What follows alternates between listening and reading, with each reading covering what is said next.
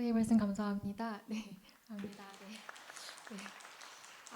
네, 저는 현재 정신건강의학과에서 근무 중인 공나영이라고 합니다. 저는 정신의학 분야에서 이제 빅데이터와 이제 인공지능을 활용해서 연구에 좀 적용했던 협업 경험을 좀 소개해드리고자 합니다. 사실 저도 이런 뭐 AI라든지 빅데이터를 다뤄본 경험이 사실 많지 않고 이제 겨우 배워가면서 시작하는 과정인데 또 좋은 기회에 또 연구처에 또 조재현 교수님이랑 협력할 기회가 있어서 몇 개 연구를 또 하게 되었는데 또 그런 부분들을 또 높게 이제 봐주시고 이렇게 또 좋은 심포지움에 발표를 의뢰해 주신 것 같습니다. 부족한 발표지만은 네, 잘 들어주시면 감사하겠습니다.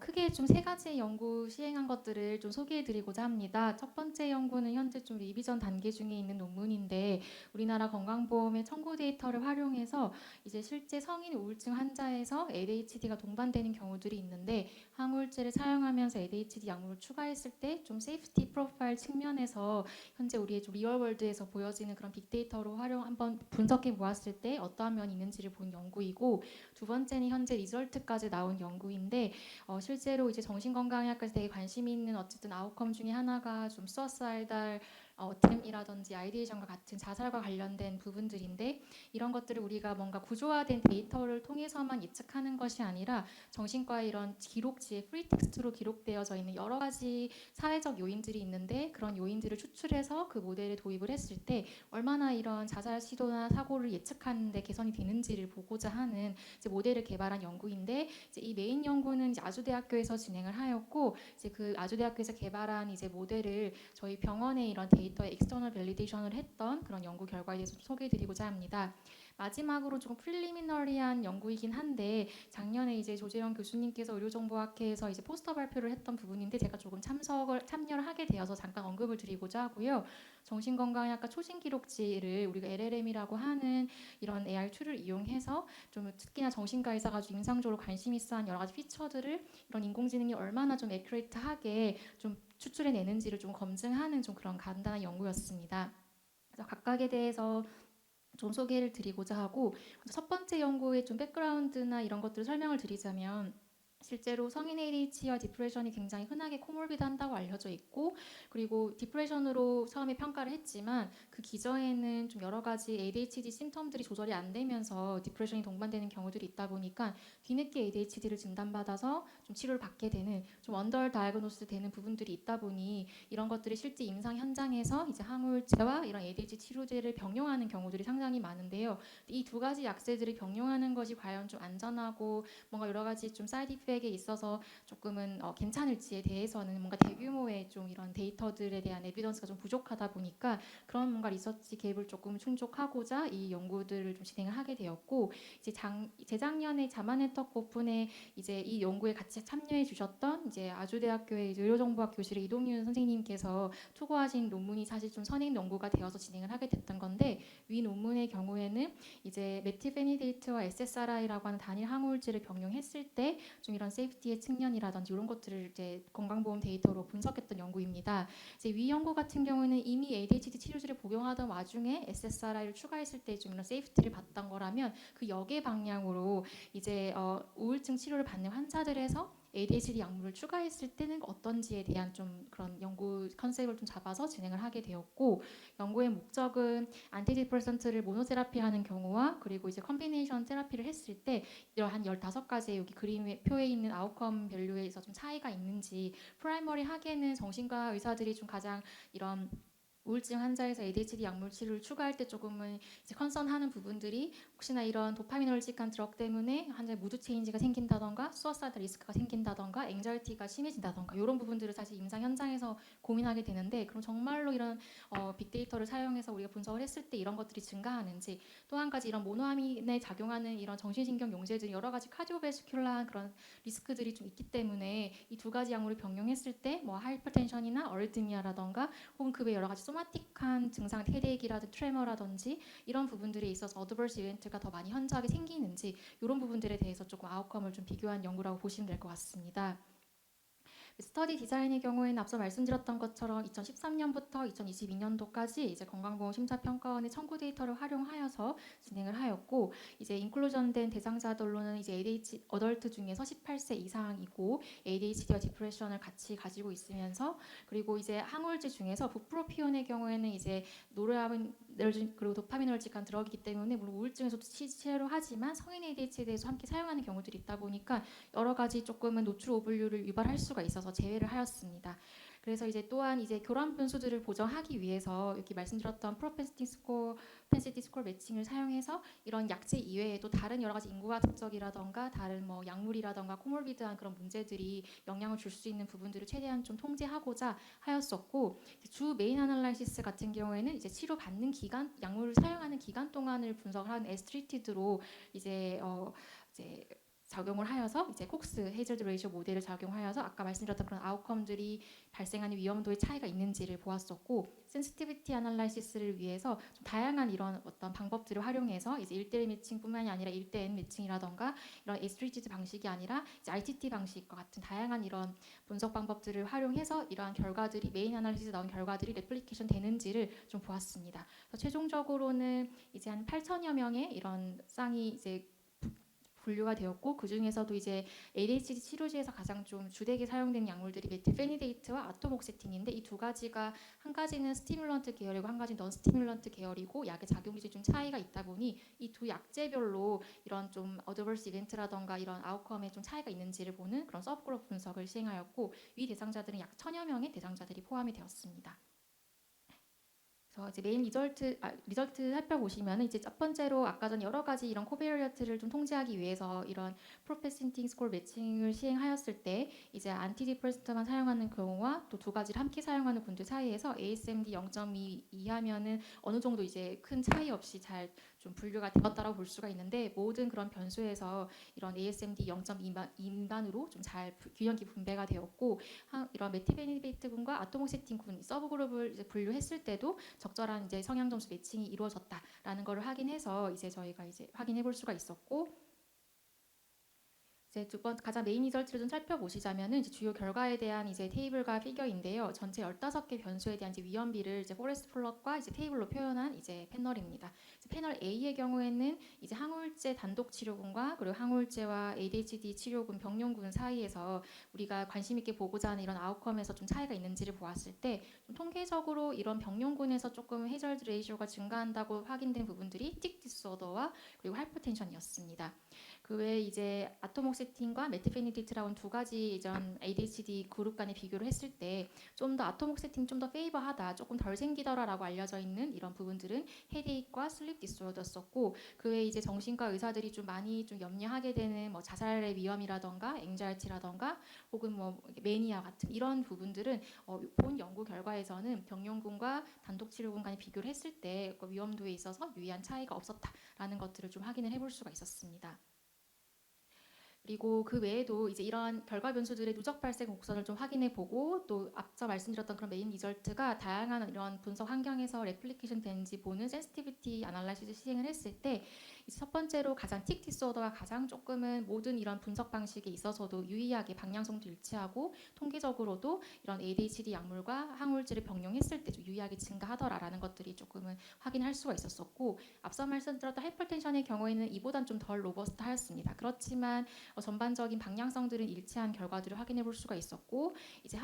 그 ADHD 치료제 두 군과 비교를 했을 때 아토목세틴을 사용한 그룹들이 메틸페니데이트 군에 비해서 슬립 디스오더라던가 헤드액이 발생하는 위험들이 좀 적었는데, 파란색이 MPH 군이고 빨간색이 아토목세틴 그룹인데, 특히나 이제 두통의 경우에는 좀 초기에부터 이렇게 메틸페니데이트 사용군들이 좀 유의하게 좀 많이 누적 발생률이 증가하는 걸 좀 확인을 해볼 수가 있고, 이제 포레스트 플러스로 다양한 이제 센시티비티 분석을 했을 때 일관되게 다 일치되진 않았으나 비교적 경향성들이 어느 정도 레플리케이션 되어서 조금 우리가 의미 있게 좀 해석을 해볼 수 있다라고 좀 해석을 해볼 수 있었을 것 같습니다. 그래서 결과 리절트들을 조금 정리를 하자면 이제 대부분의 우리가 관심 있게 봤던 이런 아웃컴에서 단독 치료군과 병용 치료군 간에 있어서 큰 유의한 특히 뉴로사이키아트릭 심텀의 경우에는 차이를 보이지 않아서 이런 부분들을 우리가 조금은 좀 안심을 해도 되겠다라는 그런 에비던스를 가질 수 있었던 것 같고 하지만 이제 틱이라든지 하이퍼텐션 같은 이러한 좀 사이드 이펙트를 확실히 ADHD 메디케이션 그룹에서 현저하게 높았었기 때문에 이런 부분들은 우리가 조금 얼리 시기에 모니터를 좀 잘 해야 되겠다라는 좀 클리니컬한 임플리케이션을 좀 적용해 볼 수 있을 것 같고 이제 메틸베니데이트와 아토목시틴이라는 두 가지 ADHD 약물을 비교를 해봤을 때 어쨌든 아토목시틴 그룹이 이런 불면이라던가 뭐 두통의 이제 해저드 레이쇼가 좀 유의하게 낮았기 때문에 기존의 수면 문제가 굉장히 현저하시거나 좀 이런 두통에 취약하신 분들 같은 경우에 우리 약제를 선택할 때 메틸베니데이트보다 아토목시틴을 좀 사용해 볼 수 있는 근거로 사용해 볼 수 있을 것 같고 좀 트렌드 레벨이긴 했지만 이제 아토목세틴이 메틸베니데이트에 비해서 틱의 발생률도 낮았다라는 걸 확인할 수 있었습니다. 물론 이 내용들은 이미 정신과 현장에서 치료를 하고 계시는 의사 선생님들이 이미 경험적으로 다 알고 계시고 또 여러 가지 교과서적인 내용을 통해서 알고 있는 부분들이긴 하지만 이게 실제로 헤테로지너스 리얼월드에서 이런 대상자들을 가지고 우리가 대규모 분석을 했을 때도 이것들이 레플리케이션 된다라는 것은 조금 더 우리가 의미를 가질 수 있지 않을까 싶고 다만 어쨌든 리미테이션은 이제 청구 데이터를 활용하는 연구에서 생기는 이런 리미테이션들 다 공통적으로 가지고 있는 것 같습니다. 증상이 뭐 시비얼티나 약물의 수능도 이런 것들에 대해서는 사실은 조금 확인이 안 되고 또 무엇보다도 이제 미국 같은 경우는 암페타민 계열도 ADHD 치료제로 사용되고 있으나 우리나라는 이게 좀 금지되어 있기 때문에 이러한 부분들을 좀 보편적으로 저희가 하기에는 타 국가에선 좀 어려움이 있을 수 있겠다라는 것들이 조금은 리미테이션으로 좀 생각을 해볼 수 있을 것 같고요. 다음 스터디 같은 경우는 저희가 이제 익스터널 밸리데이션에 좀 참여했던 연구인데 이제 여러 가지 이제 정신과 영역에서 많이 관심을 가지는 이런 요인들이 아까 말씀드렸던 자살 사고나 자살 시도에 대한 부분들인데 이제 이런 것들을 예측하는 모델들을 개발할 때 뭔가 조금은 굉장히 구조화된 데이터 진단 코드라든지 약물 처방 내역 이런 것들을 좀 활용하게 되는데 하지만 실제로 이런 자살의 위험을 높이는 데 있어서 많은 위험 인자로 알려져 있는 것들 중에서 이런 사회적 요인들 이 사람의 뭐 개인적 인적 사항 뭐 나이나 종교나 혹은 뭐 퍼스널 히스토리라든지 이런 것들이 사실 많은 영향을 준다고 알려져 있습니다. 하지만 이런 것들은 뭔가 EMR 전산상에서 딱 뭔가 이렇게 구조화된 데이터로 입력이 잘 안 되고 이제 클리니션이 이런 노트에 줄글로 이렇게 서술이 되어 있다 보니까 이런 것들을 활용해서 이런 것들을 예측하는 것들이 조금은 제한되어 왔었는데 이러한 소셜 더미넌트 오브 헬스라고 하는 이런 좀 사회인과학적인 이런 팩터들을 실제로 자살 위험도를 예측하는 모델에 추가를 했을 때 이제 구조화된 요인들만 사용했을 때보다 얼마나 예측률이 좀 증가하는지에 대한 그런 연구였었고요. 처음에 이제 아주대 병원에서 이제 머신러닝 툴을 이용해서 이런 자산 예측 모델을 만들었고 이런 SDOH가 추가된 모델과 추가되지 않은 모델 간의 예측률을 비교한 결과이고 또 이런 부분들이 이제 우리 병원에서도 레플리케이션 되는지를 익스터널 밸리데이션 하는데 참여한 연구라고 생각하시면 될 것 같습니다. 그래서 이제 메인 리절트 살펴보시면 전반적으로 이런 그 소셜 디터미넌트 오브 헬스라고 하는 이런 요인 팩터들을 추가했을 때 추가하지 않았던 모델에 비해서 이런 자살 사고나 자살 위험을 예측하는 이런 AUROC가 적게는 0.15에서 0.2까지 굉장히 개선이 된 걸 확인할 수가 있었고 또 이러한 결과들이 과연 아주대병원의 데이터로 이렇게 머신러닝을 통해서 개발을 한 모델이 실제 우리 병원의 코호트에서도 이게 레플리케이션 되는지 한 930여 명 대상자를 가지고 이렇게 밸리데이션을 했었는데 물론 이런 기존 원래 모델의 예측률은 확실히 아주대 병원보다는 좀 떨어지긴 합니다. 0.5 미만으로 떨어져 있는 모델도 있긴 하지만 또 중요한 점은 어쨌든 이 성능의 차이는 있지만 이런 소셜 도미넌트 오브 헬스라고 하는 이러한 정신과 프리텍스트로 기록되어져 있는 이런 사회적인 건강과 관련된 요인들을 추가했을 때 이런 예측률이 0.2까지도 개선이 되더라라는 부분들이 사실 조금은 우리가 의미 있게 봐야 될 부분인 것 같고요. 그렇다면은 이런 우리가 관심 있게 봤던 이런 소셜 도미넌트 오브 헬스 요인들 중에서 어떤 것들이 그럼 가장 이런 자살 사고와 자살 시도를 잘 예측하는 요인이었을까를 한번 이렇게 비교를 해보았을 때 이제 패스트 수어사이드 히스토리와 또 치료를 거부하는 것들 그리고 과거의 셀프 인저리 자살했던 경험들이 이제 세 가지 굉장히 높은 예측 인지로 나타났습니다. 사실은 당연한 얘기일 수도 있긴 하지만 사실 이런 부분들은 뭔가 구조화된 데이터로 사실 전산에서 입력이 잘 안 되고 정신건강의학과 의사의 의무 기록에 줄글로 적혀져 있는 경우들이 있는데 결국은 이러한 요인들이 좀 빠진 채로 뭔가 구조화된 데이터로만 뭔가 예측 모델을 개발하고 하면 당연히 그 성능률은 떨어질 수밖에 없기 때문에 우리가 이런 요인들을 어떻게든 좀 잘 추출을 해서 이런 예측 모델을 좀 개발을 수가 해보게 되고 실제로 임상 현장에서 이 사람의 초진 진료 다시 여러 가지 이런 진료 데이터를 기반으로 이 사람의 좀 자살 위험과 같은 굉장히 뭔가 이멀전시한 상황이 생길 수 있는 위험들을 임상가가 조금 더 간편하게 초반에 좀 확인할 수 있는 그런 좀 툴들이 있으면 굉장히 좀 도움이 될 수 있는 부분들이 있을 것 같아서 이런 부분에서 의의가 있는 게 아닌가 싶습니다.